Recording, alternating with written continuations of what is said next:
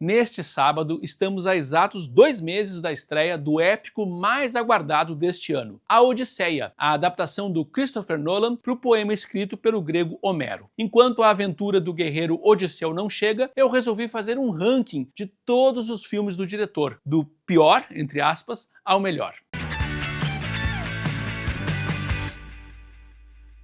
Antes de eu classificar os 12 filmes já lançados pelo Christopher Nolan, eu quero te convidar a se inscrever no canal de GZH no YouTube. Aproveita e ativa o sininho, dá a tua curtida e deixa o teu comentário também. Inglês de 55 anos, Christopher Nolan é um diretor tão cultuado quanto criticado. Eu tô entre os fãs que ajudaram seus filmes a faturar mais de 6 bilhões de dólares nas bilheterias. Eu gosto de assistir mesmo quando o diretor não acerta tanto a mão. O filme piorzinho do Nolan, na 12ª posição do meu ranking, é o policial Insônia, que atualmente está indisponível no streaming. É o único filme do diretor em que ele não trabalhou no roteiro, que adapta um filme norueguês levando a trama da Escandinávia para o Alasca. Não à toa, Insônia é o seu filme mais convencional e mais previsível. Vale pelas atuações do Al Pacino, do Robin Williams e da Hilary Swank. O penúltimo colocado é Tenet, que pode ser visto na HBO Max. Acho que de tanto acusarem o Nolan de ser explicativo demais, ele resolveu fazer um filme confuso demais. Tenet fala sobre física quântica, radiação, os paradoxos das viagens no tempo, contra-ataques bitemporais e algoritmos apocalípticos. Ganhou o Oscar de efeitos visuais, mas até as cenas de ação são difíceis de entender.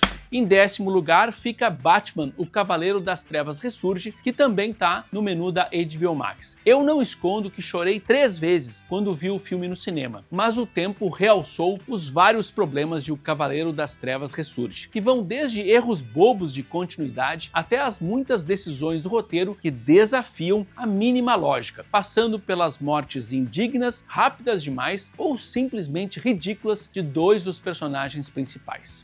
O filme seguinte se chama justamente Seguinte. Infelizmente, o primeiro longa-metragem dirigido pelo Nolan está indisponível no streaming. Seguinte é realmente um cartão de visitas do diretor. Tem uma narrativa não linear que intercala 4 tempos distintos. O personagem principal é um ladrão chamado Cobb, a mesma profissão e o mesmo nome do Leonardo DiCaprio em A Origem. Esse sujeito invade casas de estranhos, rouba pequenos objetos íntimos e muda coisas de lugar, para que as vítimas percebam o crime e passem a sentir falta do que perderam. É quase como um truque de mágica, como os de O Grande Truque. Como costuma acontecer nos filmes do Nolan, acontece uma reviravolta que muda nosso entendimento da história. O inesperado é um lance premonitório. O apartamento do personagem principal tem na porta o logotipo do Batman, 7 anos antes do Nolan estrear a sua trilogia do Batman. O 8º colocado no ranking é Interestelar, que pode ser visto na HBO Max. Talvez seja o filme do Nolan que mais divide opiniões. Uns amam por causa do compromisso do diretor com o embasamento científico ou choram que nem o protagonista na cena que virou um meme. Outros, se não odeiam Interestelar, pelo menos acham que está a anos-luz de distância dos clássicos da ficção científica que influenciaram o filme, como 2001, Uma Odisseia no Espaço e Solaris. Meu 7º colocado é Batman Begins, que está no menu da HBO Max, da Netflix e do Telecine. Esse filme foi influenciado por 2 traumas dos Estados Unidos: o assassinato do presidente Kennedy em 1963 e os ataques terroristas do 11 de setembro em 2001. Batman Begins retrata a transformação de um menino amedrontado em um homem morcego. O Nolan quis ser o mais realista possível. Para isso, o primeiro passo foi se preocupar em responder a uma série de perguntas. Por que a roupa do morcego? Por que a obsessão pela justiça? Como Bruce Wayne treinou? Como consegue o seu equipamento? Por que ele não mata? Como seria um Batmóvel na vida real? Quem é Bruce Wayne? Em 6º lugar fica Oppenheimer, que está no canal Universal Plus do Amazon Prime Video e que também pode ser alugado no Apple TV, no Google Play e no YouTube. Oppenheimer faturou quase $1 bilhão nas bilheterias e venceu o Oscar em 7 categorias: melhor filme, direção, ator com Cillian Murphy, ator coadjuvante com Robert Downey Jr., fotografia, edição e música original. Este épico, com 3 horas de duração e mais de 70 atores no elenco, reconstitui a turbulenta trajetória do físico que é considerado o pai da bomba atômica. Apesar de ser uma cinebiografia ambientada no passado, Oppenheimer tem a ambição de falar da humanidade como um todo e de dilemas muito contemporâneos. Por um lado, o seu protagonista nos lembra como somos complexos complexos e contraditórios. Oppenheimer é egocêntrico, mas também é atormentado por dúvidas e inseguranças. É um cientista, mas também é um sujeito passional. É um gênio, mas também é ingênuo. Por outro lado, o Nolan disse que o filme servia como um alerta sobre a responsabilidade das empresas de tecnologia, principalmente as que lidam com inteligência artificial. O quinto lugar no meu ranking é Dunkirk, que está disponível no Amazon Prime Video. Esses aliados na praia, por água, retratando marinheiros civis que cruzam o Canal da Mancha para o resgate, e por ar, com foco no Dânio. O meu quarto colocado é Batman, o Cavaleiro das Trevas, que pode ser visto na HBO Max, na Netflix e no Telecine. Sucesso de público e de crítica, o Cavaleiro das Trevas estabeleceu um novo paradigma para os filmes de super-herói. Entre combates corpo a corpo, perseguições de carro e explosões, o filme discute temas perenes, como o que é um herói e o que separa o bem do mal, e dilemas modernos, como os riscos de combater o crime com extremismo. O filme é todo do Coringa, papel que valeu para o saudoso Heath Ledger o Oscar póstumo de melhor ator coadjuvante. A história começa com um mirabolante assalto a banco, que é uma das muitas homenagens do Nolan a um filmaço policial, Fogo contra Fogo, do Michael Mann. A principal referência é a cena do interrogatório, que remete ao encontro dos personagens do Al Pacino e do Robert De Niro no restaurante. Assim como o detetive e o ladrão de Fogo contra Fogo, o Batman e o Coringa vão se reconhecer como duas caras da mesma moeda. Você me completa, diz o palhaço do crime pro Homem-Morcego. Depois, quando o Batman suspende o Coringa de ponta cabeça, a câmera se movimenta para igualar a posição dos dois personagens. Um não é mais o inverso do outro, mas o seu espelho.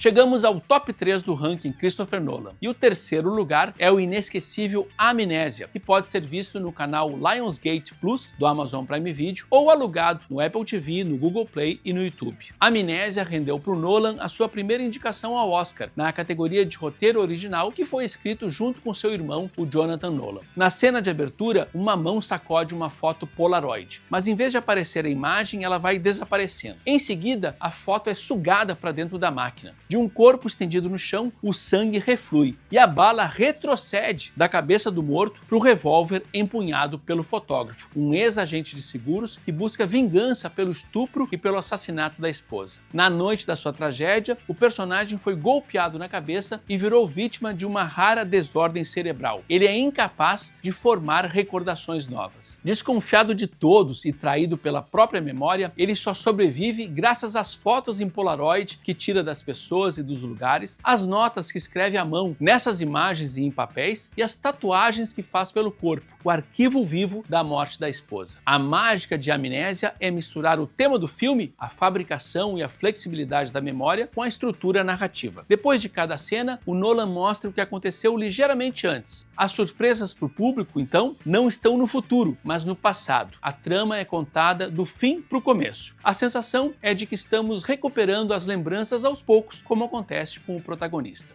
O meu vice-campeão no ranking é O Grande Truque, filme disponível na HBO Max. O Grande Truque se passa em Londres, na virada para o século XX, época em que os espetáculos de mágica, com seu convite à ilusão, ocupavam um espaço que em breve seria do cinema. Dois jovens buscam o estrelato. Robert Angier, personagem do Hugh Jackman, e Alfred Borden, interpretado pelo Christian Bale. Após um acidente de trabalho, os dois mágicos se transformam em terríveis rivais e ainda vão disputar uma assistente de palco encarnada pela Scarlett Johansson. Na abertura de O Grande Truque, o personagem do Michael Caine, um engenheiro de gaiolas para pombos e tanques de água, faz um monólogo e fala sobre o trabalho de mágico e dá pistas sobre o grande truque do filme. Esse monólogo é ilustrado por cenas que atiçam a curiosidade, como a de vários chapéus espalhados numa floresta, e antecipam situações sinistras e revelações chocantes. Mas a todo instante a gente vai estar nos iludindo, nos confundindo e nos surpreendendo, porque, a exemplo do que diz o personagem do Michael Caine, talvez a gente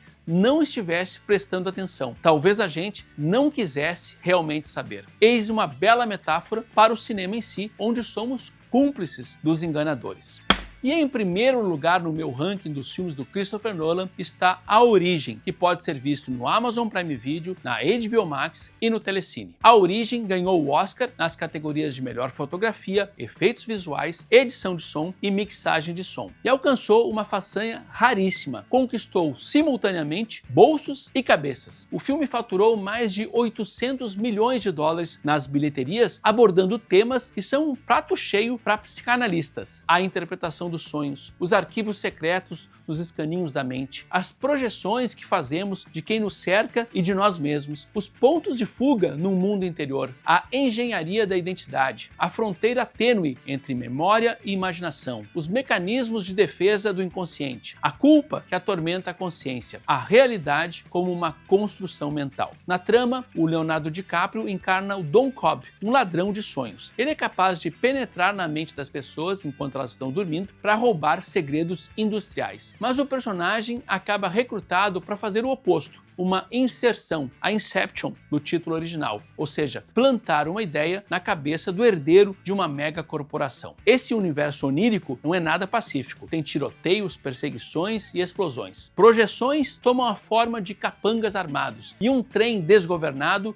simboliza o perigo do inconsciente. A Origem foi feito com muitos dos colaboradores mais frequentes do Christopher Nolan, incluindo o diretor de fotografia Wally Pfister, o editor Lee Smith, o compositor Hans Zimmer e os atores Michael Caine e Cillian Murphy. O filme sintetiza obsessões temáticas e estilísticas do diretor, como o quanto de nossas lembranças são fabricações, o lado sombrio de cada um, o poder da ilusão e da teatralidade, a manipulação do tempo narrativo e o espelhamento do fazer cinema. O seu enredo é basicamente o mesmo que envolve a produção de um filme. Precisa-se de uma equipe para construir um sonho e alcançar corações e mentes. O personagem Don Cobb é o diretor e o DiCaprio tem um tipo físico semelhante ao do Nolan. Arthur, o seu braço direito, desempenha funções que no mundo do cinema equivalem às do diretor de fotografia e do montador. É ele quem cuida do enquadramento e da sincronia dos sonhos. Ariadne, a nova arquiteta, é quem projeta os cenários e decora o estúdio do inconsciente. Yusuf, o químico, pode ser visto como o técnico dos efeitos especiais. Depende da sua mágica para que os espectadores possam sonhar. Saito é o produtor, o homem que entra com a grana e por isso